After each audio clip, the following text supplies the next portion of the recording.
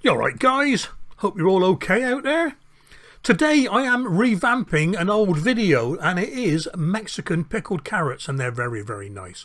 So let's start off with the ingredients. We got carrots and a red onion, white wine vinegar, black peppercorns, some fine salt, Sichuan facing heaven nut chilli, but any dried red chilli will do to go in the cooking liquor, cumin seeds, chipotle chilli, now that's going to be cut up and put into the jars themselves, a clove of garlic in each jar, and Mexican Oregano. It's from the verbena family, so it's more floral, citrusy, and it's got aniseed kick to it.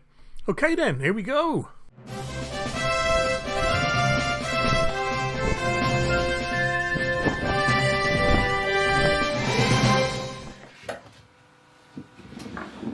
Okay then, first up, prep the carrots.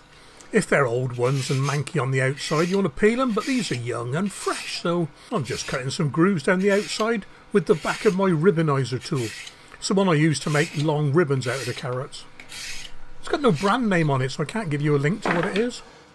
It just gives the carrot slices that extra bit of appeal when they're sat on the show bench, or on the plate even.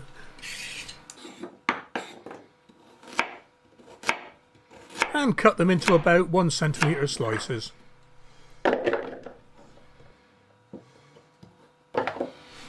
Here we go, you can see the shape a bit better now.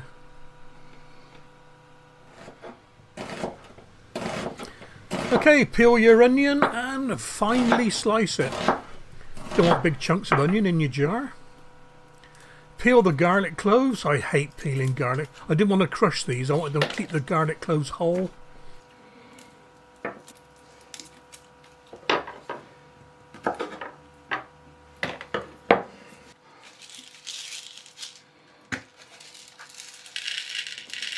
Roughly crush about half a teaspoon of black peppercorns.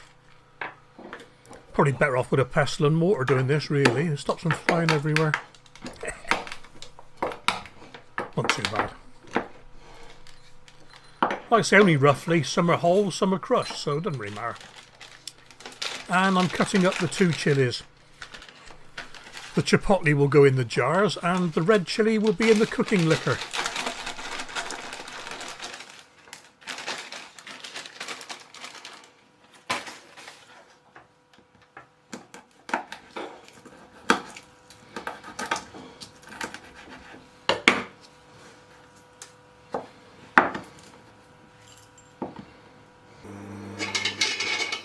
Okay then, time to make the pickling liquor, or brine as some people call it. It's a 1-to-1 ratio, so whatever you use of water, use the same of vinegar. I'm using white wine vinegar this time. And it's about 500 ml of each for the 3 jars I'm making. What's that, roughly? Yeah, 2 cups. 2 cups of each. And 4 teaspoons of salt. Might sound a lot, but don't skimp on the salt, you need it for the pickling process.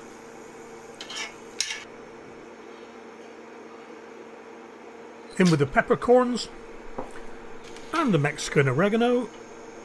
Lovely smell of that stuff. And in with the dried red chilli.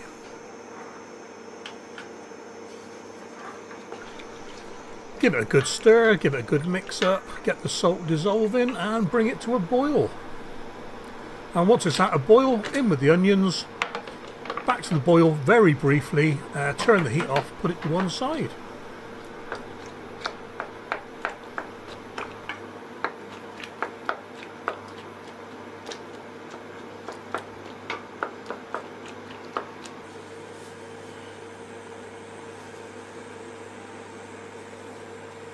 Bring a pan of lightly salted water up to the boil.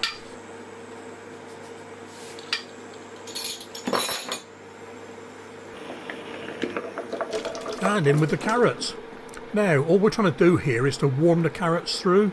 They need to stay hard. Nobody wants a soft carrot in a jam jar, you know what I mean? So I'm going to warm them through, bring them to the boil, let them boil for 2 to 3 minutes.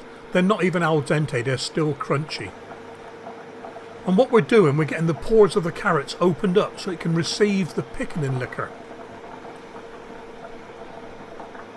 And as soon as they've been boiling for 2 to 3 minutes, drain them and then straight into the pickling liquor and bring that back to the boil for a couple of minutes.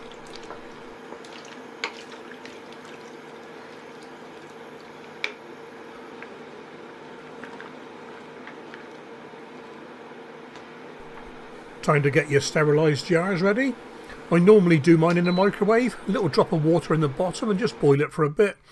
And if you do it this way, don't forget to take the metal band off the kiln jar before you do it, otherwise you get a nice firework display. In with the chipotle, in with the garlic, and in with half a teaspoon of cumin seeds.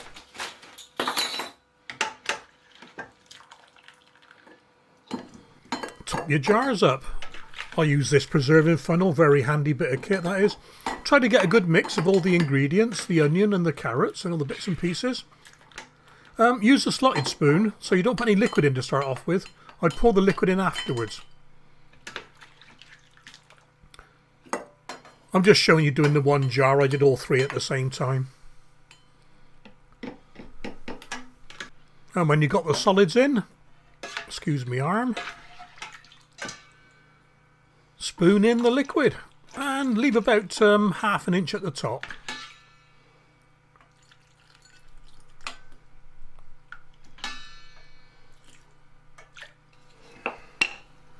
Seal the jar straight away. And there we have 3 jars of Mexican pickled carrots. Leave them for a week before you taste them. No point doing it now because all it is carrot and vinegar really. But if the last 2 batches were anything to go by, they're going to be very, very nice. I'll get them labelled up. I've run out of decent labels at the moment. And if you're ever wondering why you never see me boiling things properly, just listen to this. This is the noise my cameras pick up from the induction hob when it's on anything higher than number 6 setting. Now you know.